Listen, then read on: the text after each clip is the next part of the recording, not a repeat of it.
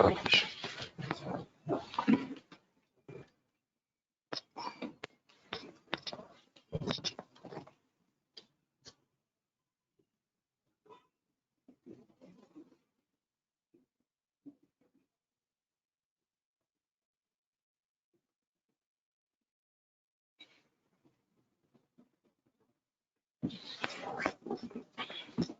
Okay, good morning, everybody.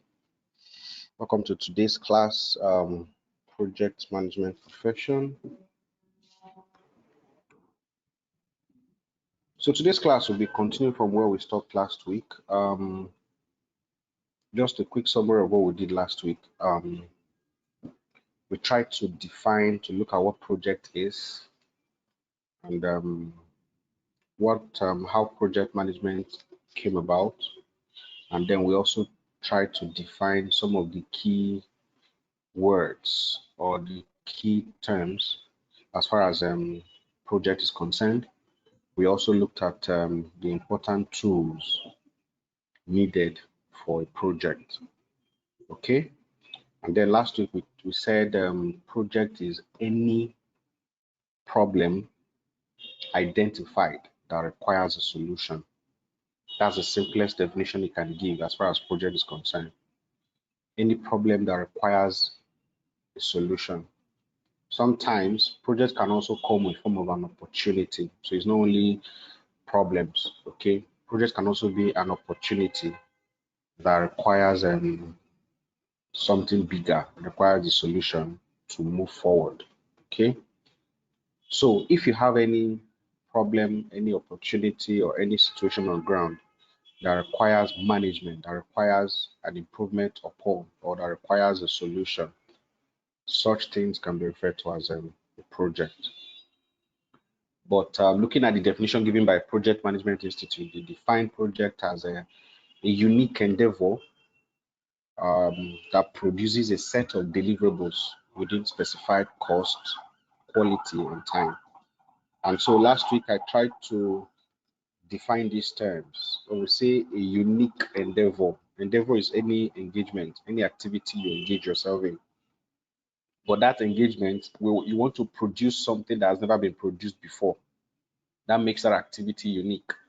So uniqueness has to do with originality, doing something you've never done before, in order to produce a set of deliverables. That deliverable is actually the output, the end product of your engagement.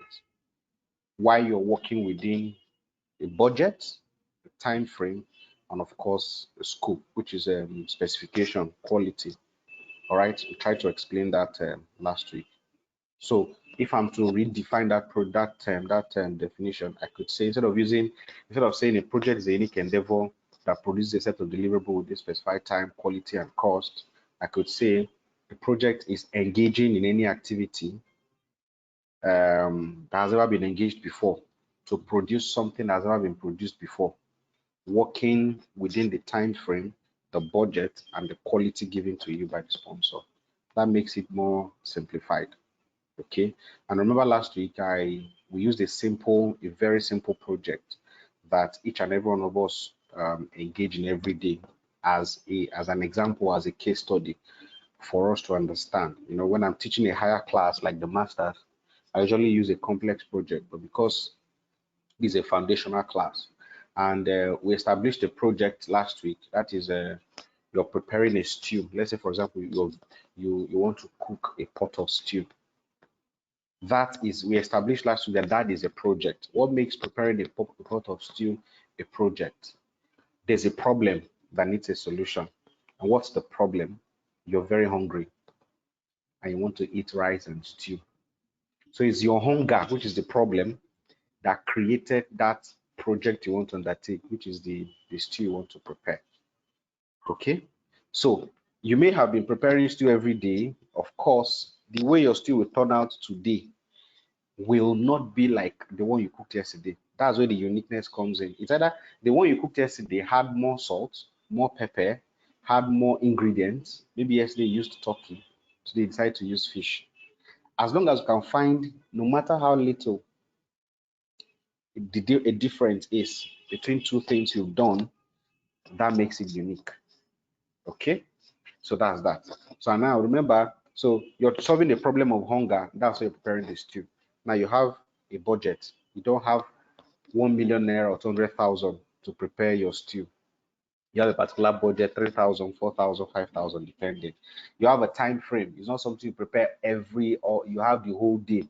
Within 1 hour or less, you're done. Okay, so that makes it a project. And what are the characteristics of the project? We talked about it must be, it has, is elaborate, it's progressive, it's temporary, it involves an element of risk. Resources are also involved, and the rest of them. So those are the things that we tried to define last week. And then we also looked at the tools needed for a project. We talked about the inputs, which has to do with the resources, the material resources, the financial resources, the equipment resources, the human resources. We also identify that when all these things are put together, it yields or it gives us our output, which is the end product. All right. So it's just like a summary of what we did last week for those that missed last week class. So we're going to be continuing from there. So today we're going to be looking at project management. Now, what is project management? We define project management. Project management is actually the practice of applying knowledge, skills, tools, and techniques to complete a project according to specific requirements. Okay. Project management is the practice of applying knowledge, skills, tools, and techniques to complete a project according to specific requirements. It comes down to identifying the problem, creating a plan to solve the problem, and then executing on that plan until the problem has been solved. That is what project management is. Okay. We said project management is the practice of applying knowledge, skills, tools, and techniques to complete a project according to specific requirement. Now, let me explain that so that we understand it in a simple term. Now, we said project is identifying a problem and that requires a solution, or identifying a problem and putting things in place to solve that particular problem. Now, when you begin to apply what you know, your knowledge, your skills, techniques, tools, your experience, and stuff like that, all these things, when you begin to apply them in solving that problem that you've identified, what you're doing is simply project management. So you have all your ingredients in your kitchen cabinet. You're ready to prepare this stew. You need knowledge. What your mom taught you 5 years ago, 10 years ago, thereabout, on how to cook a stew. You have to apply that knowledge you learned from your mom. You have to apply the skill of frying, skill of cutting, skill of grinding, and the rest of them. These things have their own skills. You have to apply tools. You need knife, you need a burner, you need pots, you need spoon, and stuff like that. And then there's a techniques you have to follow. Now, by the time you're applying all these things in executing, in making that stew to the specific requirement that you want, what you have done is what we refer to as project management. Okay, so it starts from identifying the problem, just like I've told you guys, creating a plan to solve the problem. That is the two things that project management does: identify a problem and creating a plan to solve the problem, and then going ahead to execute that plan until the problem has been solved. Okay, so where your knowledge, your skills, your tools, and techniques comes in is during the execution. You have a plan. You already created a plan to solve that problem, to solve the problem you've identified. So going ahead now, during your execution phase, by the time you begin to apply the knowledge, the skills, and of course the tools, okay, in solving in solving that problem, and continue in that manner until the problem has been solved. That is project management. So you've been able to successfully execute a project. Okay, so simply put, the application of knowledge, skills, tools, techniques, processes in executing, in solving a problem that brings about a solution is referred to as project management. I believe that is clear enough. So let's proceed. History of project management. Now, the roots of project management can be traced as far back as the building of the pyramids in Giza and the Great Wall of China. Okay, I think that's where it's been traced. That was where project management actually started from.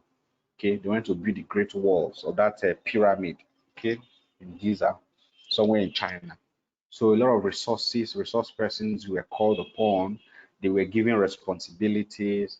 They were given a particular method of building it. They were given a design to do it. So you see that basically that's where it's believed that project management actually started from. But the modern project management can be traced back to the 19th century. Okay, a railway company that purchased a tons of raw material and employed thousands of people to work on that transcontinental road. Okay, that's where we can trace the modern development of project management, because what happened at that particular point is that, look at the statement I made there. They purchased tons of raw materials. Raw materials are the tools needed. They employed thousands of people. That is human resources. And of course, for them to be able to purchase raw materials, financial resources have been put in place. And these are things that comes together, you put together to make a project. So there's a budget, there's a financial commitment with which to use in purchasing the tools needed, and that's the tons of raw material. And then they employ people with different knowledge, with different skills, with different talents, with different techniques and the rest of them to come and work on a transcontinental railroad. That can also be traced as the history of modern development of project management. Then by the early 20th century, Frederick Taylor applied concepts of project management to the workday, developing strategies of working smarter and improving inefficiencies rather than demanding laborers work harder and longer. So you see how it started from? It started before, after the Second World War to the 19th century, now to the 20th century. Now, what Frederick Taylor did differently from what was done in the 19th century is that it's not all about employing staff, putting up team members together to execute a project, and then you are demanding they work 6 to 6, or the exact energy, work, just like what happened in the early days of the Israelites when they were in the land of Egypt. Pharaoh made them, sorry, I had to just made them to work and work day and night and everything. No, project management has brought about a smarter way of working. It has brought about better strategies of working, and doing that job or doing that work using those strategies and a smarter way will help your inefficiencies, because there are certain things that you may not even know. There are certain jobs that you may not even have the strength or the energy. But once you identify these strategies and this smarter way of working, it makes the work easier. And at the end of the day, you still fulfill the requirements for project management. We're going to be looking at these strategies and this smarter way of executing a project that's been introduced in the early 20th century. Okay, so that you see how these things work. All right, so that is what happened in the 20th century. A smarter way of doing the job actually came up. All right, so we now, one of the major successes of that 20th century project management is that we could now we can now have a process, a project management process, knowing what to do in a particular stage from one phase or from one process to the other. So that 20th century that brought about the 5 processes of project management, which we are also going to be looking at, that has to do with initiation, planning, execution, monitoring and control, and closing. Once you're able to follow these 5 processes, you see that every project you go to execute will be of a great success. So it's not about having sleepless nights, making your workers work 24 hours non-stop and stuff like that. No, there's a better way of doing all those things, and you see that things will work very, very well. And then the recent one that we have, which is also associated to Frederick Taylor's concept of project management, is the introduction of the project management tool. We call it the MS project. Many of us are many of us are used to, you know, the MS packages like the MS Word. You can use PowerPoint, you can use Excel, you can use Access. You know their relevance, what they are used for. MS Word is actually used for documentation, okay, for typing of stuff like that. PowerPoint is for presentation. You know, Excel is for accounts and things that requires analysis and the rest of them. Access is actually used for these German OBJ questions and the rest of them, you know, to store a database of people and things and like that. Okay. Now, the same thing MX project. One of the major things that MX project does is that it helps you to do what we call project tracking. It helps you to track your schedule. Okay. It helps you to list the jobs, the activities that needs to be performed, who is responsible, at what time should that job be started and completed, just like that. So we use MS Project to actually do that. And the person who actually developed is all called Henry Gantt. That's when you open the MX project, the first thing that appears is the Gantt chart. We call it the Gantt chart. That is where you prepare your work packages, allocating time, okay, for that job. You also allocate resources for that particular job, and you're able to track their completion or from start to finish. You know, when you're doing project management two, when you get to year two, first semester, we'll be looking at this Gantt chart and how it works. So these are the improvements or development that we've had as far as project management is concerned, and it's very, very interesting. Okay, so that's just that, a little history, just to let us know about the history of project management. So during the World War II, military and industrial leaders were employing even more detailed management strategies, eventually leading to a more standardized process like the critical path method. Now, in this Gantt chart, you also call it critical path method, which you're also going to be understanding. Now, the critical path method tells us those specific jobs or those critical jobs or those very, what's the word now? Those very those jobs that are very, very, I've forgotten the word I'm going. They are critical to the completion of that job. That if you don't complete that job, it's going to lead to the failure of subsequent jobs or subsequent activities you're going to be performing as far as that job is concerned. So the MS project helps you to what, to understand this critical path ways, and there's a method that we use in doing that, which we're also going to explain when we get to year two. Now, this practice grew in popularity. So even the military during the World War II, they also had a practice. They also use project management in employing more management strategies. Okay. Now, this practices grew in popularity across industries, and in 1965 and 1969, the International Project Association and Project Management Institute were founded. So at the point where they discovered the relevance of project management, there was now a need to form an association to come up with a body, okay, that will put down these things in a book, okay. And in 1965, between 1965 and 1969, the International Project Management Association and also Project Management Institute, both in Pennsylvania, US, were founded respectively. Okay, the International Project Management Association is in UK, while the Project Management Institute is in Pennsylvania, UK. Okay, what is now what the one of the major successes of these two association is that they developed what we call, for the PMI, Project Management Institute, they developed what we call the PMBOK or the PMBOK, Project Management Book of Knowledge. Now it's like the Bible that the Christians use. The Bible guides, or the Quran guides the Muslims, tell them what to do. That is what Project Management Book of Knowledge does. So in that PMBOK, you see everything that you need to know as far as executing a project is. So it guides you from start to finish. Any challenge you're going to face at a particular point in time, the PMBOK tells you what to do. Then for the International Project Management Association, they came up with what we call the Prince 2. Prince 2 is also like the PMBOK that contains these strategies, the processes, the techniques, the methods, and the knowledge areas as far as project management is concerned. So now you can pick up the project management book of knowledge and then study it very, very well and be able to understand what is expected of you as far as executing a project is concerned. Okay. Then in 2001, Agile project management methodologies were codified by the creation of the Agile Manifesto. All these things are or part of development that's been done as far as project management is concerned. So quickly, let's look at the triple constraint. Triple constraint.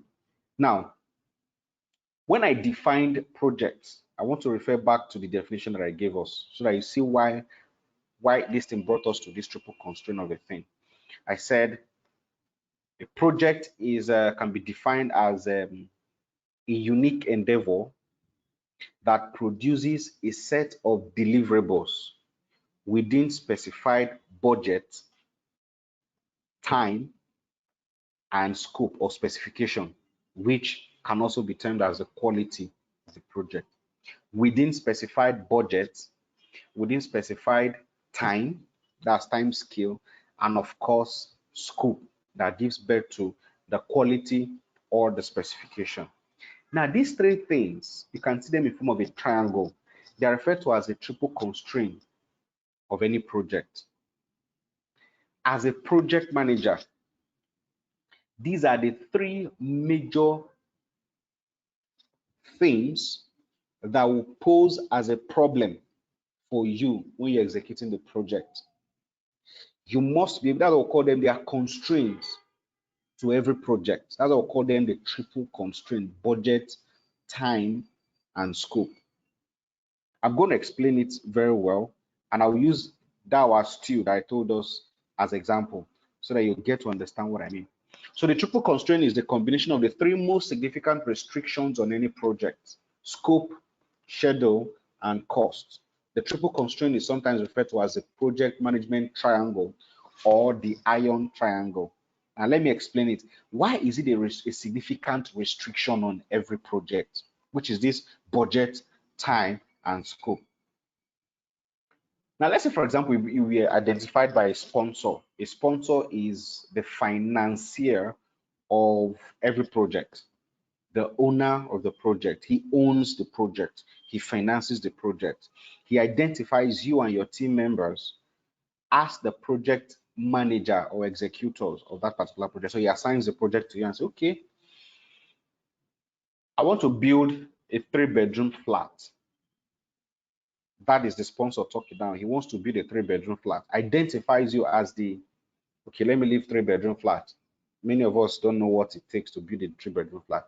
Let's go back to our food because we already created a project before. A project sponsor now, for example, says, I am very hungry. I want to eat rice and stew. Remember, we'll be using stew now as our case study, okay? Just for us to understand, because it's something that each and every one of us knows how to do. So the problem is the hunger, and the person says he wants to eat. And then you walk up to him and say, okay, he now calls you by name. Please, oh, I'm very hungry. Can you go to the kitchen and prepare rice and stew for me? Just like a sponsor will identify that he needs to build a house, and then he employs you and your team members to be the one to execute, to build a house for him. And he says, okay, no problem. And then he hands over 4,000 naira to you to go to market and buy those things. If you're not very, very careful, that 4,000, you will run into trouble as far as that 4,000 is concerned. Because number one, you need to sit down before you accept that 4,000 naira. You need to sit down with him, the person that is asking you to cook for him. Pick up a pen and a paper, begin to write the ingredients, everything you need to do. You don't just accept the 4,000 naira and then go to the market like that. You may get to the market and you'll be overwhelmed, you'll be shocked by what you're going to see there. So you sit down, 4,000 naira. The first question you're going to ask him is, what will the 4,000 naira buy? Or the question you're going to ask yourself is, will this 4,000 naira be enough? And how do you know the 4,000 naira will be enough or it won't be enough? You sit down and you write, you plan.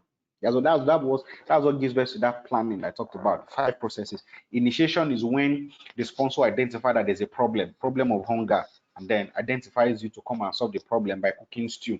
He has initiated the project. Planning is now when you now pick up your pen and paper, you begin to write.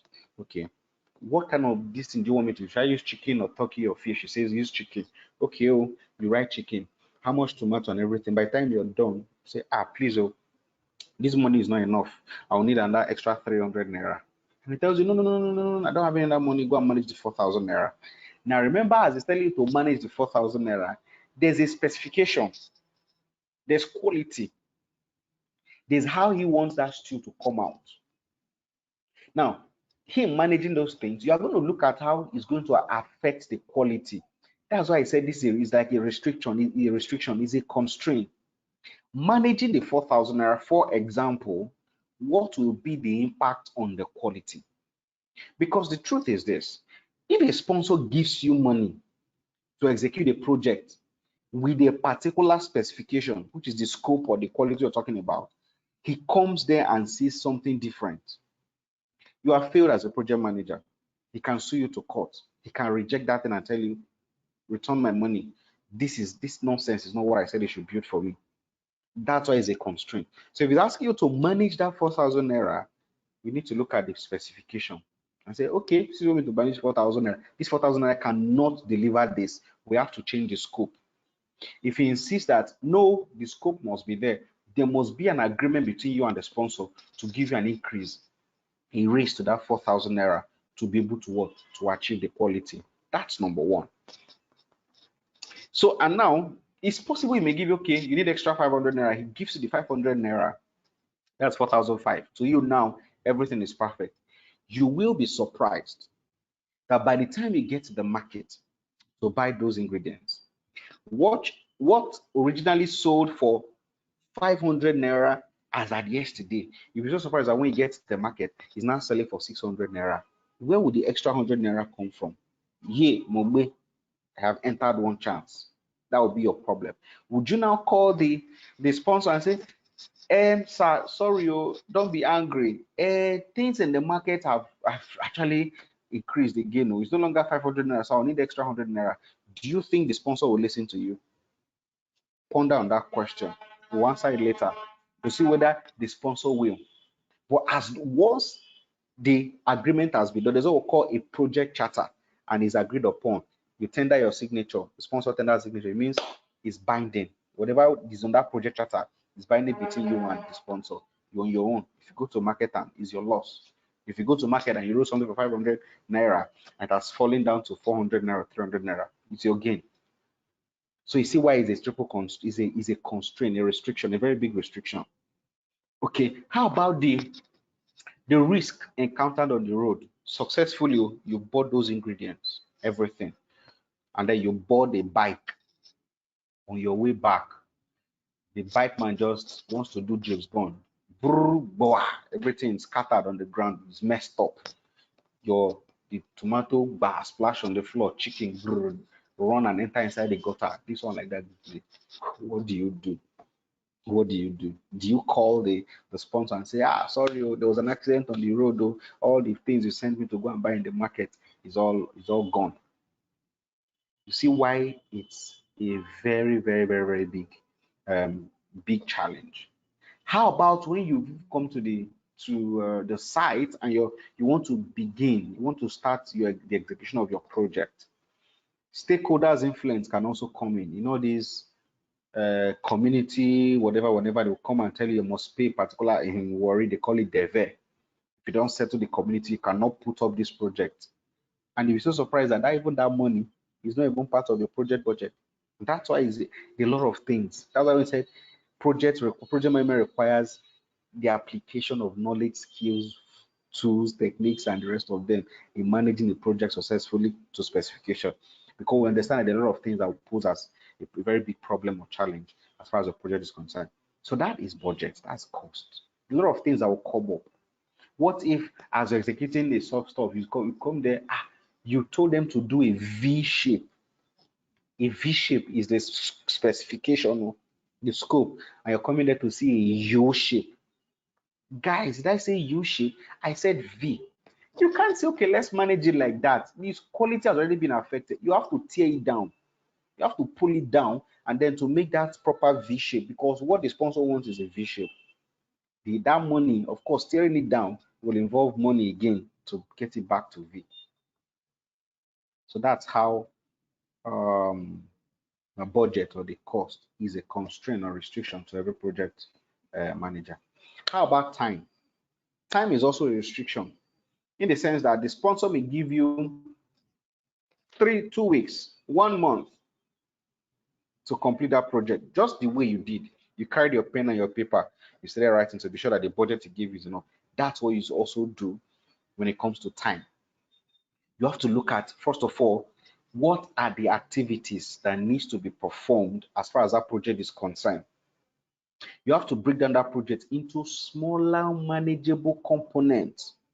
Okay, we call it work breakdown structure, WBS, in project. So you have to break it down. So if I want to cook the stew, for example, and the sponsor, the person who I'm cooking for, expects the food to be ready in 1 hour, you have to first of all break down all the activities that you need to perform for the stew down, then allocate time to each of these activities. Then when you're done allocating time with all of them, you now add all the time together and see if the 1 hour is achievable. So what are the activities? You have to go to market to buy the ingredients. How many minutes will it take you to go to market? Depends on the proximity of the market to your house. You now come back, you have to do the first stage of cooking, which is you have to carry out the activities that involve slicing, grinding, cutting, washing, and steaming. How many minutes will it take you to grind, to slice, to cut, to do this, to do that? Another thing that will also help you to allocate time to each of these activities is the availability of tools that you have. So if you have a grinding stone, you know it's going to take you a longer time to grind your tomato compared to when you have a blender. So you don't just allocate time to each activity on just no. It depends on the number of resources, that is the human resources available to carry out that particular activity, and of course the material and equipment resources available for you. Those are the things. Those are some things you also consider when you're allocating the time. There's also what we call dependencies as far as time is concerned. There's some activity that until this activity is completed, you cannot start the second activity. You cannot start frying the tomato until you've grinded the tomato. So call it finish to start dependency. So the grinding must finish before frying can start. Now there are some activities that as this activity is starting, this one is starting. We call it start to start. So it can be steaming your meat and at the same time blending or grinding your tomato. Both of them are not related. It's not dependent on, I don't need to steam the meat completely before I now start. It's not dependent on that. So you need to understand these are some of the things. We'll look at that in details, maybe later, not now. These are the things you have to look out for as far as the timing is concerned. So these are the things that will now form your time. So when you're now done, you now put everything together and come up with with the total time for that. Now, even if you have considered all these conditions, all these things I just said, as far as the time is concerned, environmental factor can bring about a delay to that time. Let's say you schedule a particular activity for one day. Rain can just start falling from morning till night. I know that activity cannot be performed under the rain.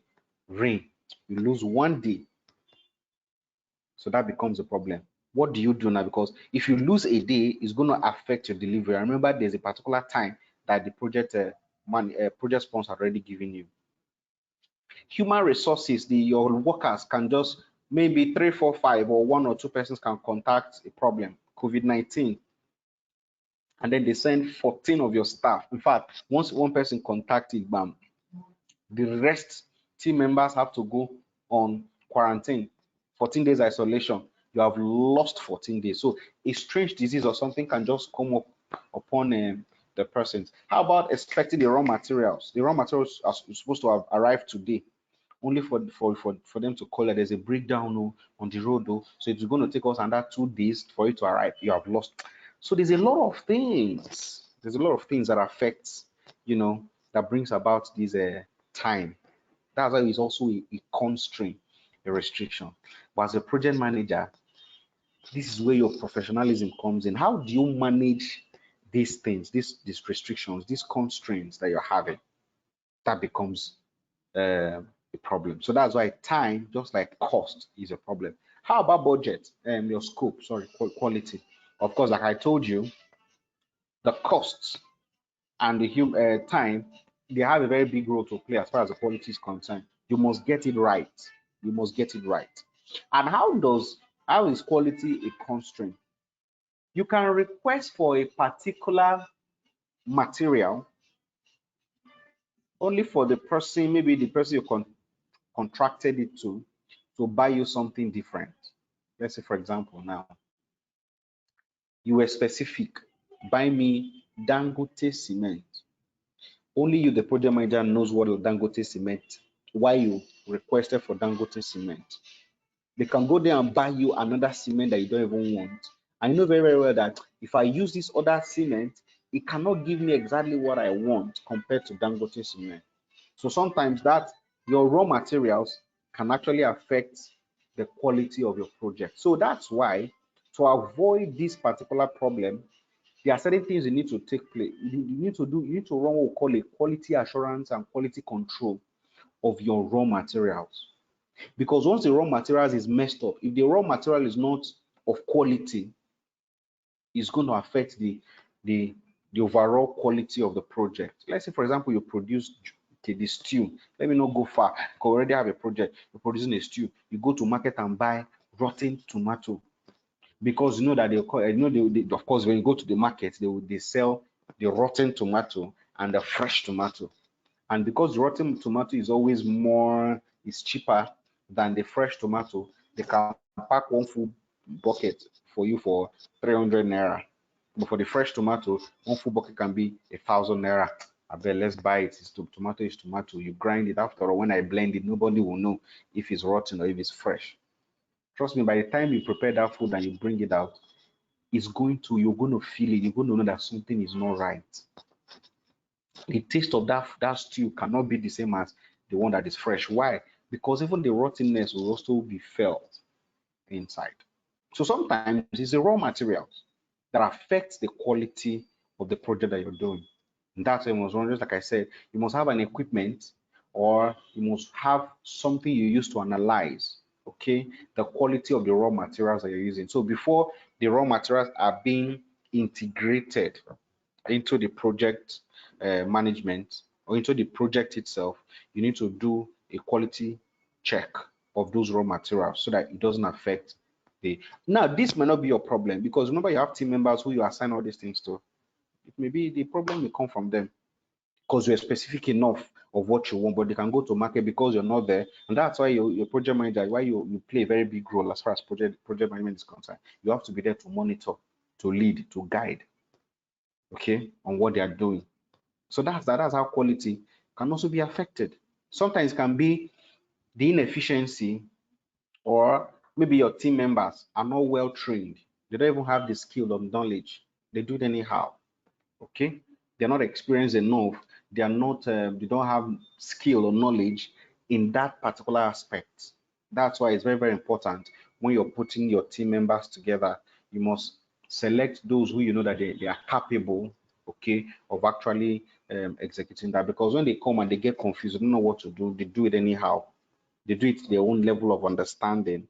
At the end of the day, that level of their understanding may not be enough to give you that quality, that specification that the project sponsor requires or expects from you.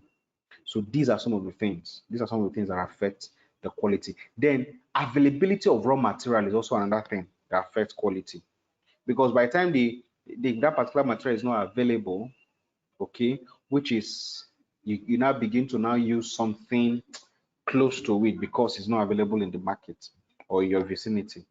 And of course, if you're going to import, it means you're going to spend more time to get it down, more budget or more costs.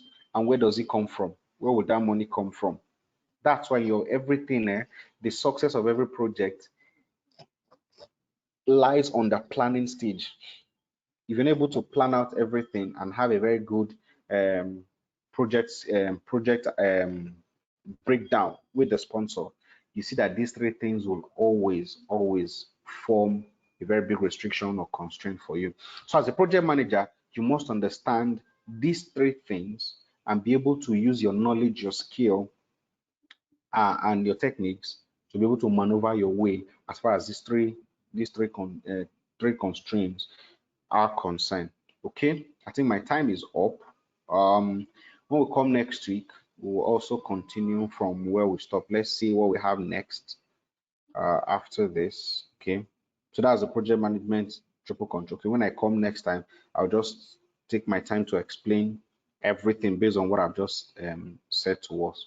All right, so I hope you enjoyed today's class, and I hope to see all of us next week. Thank you for your time, and we'll see you next week. Have a beautiful day, and bye for now.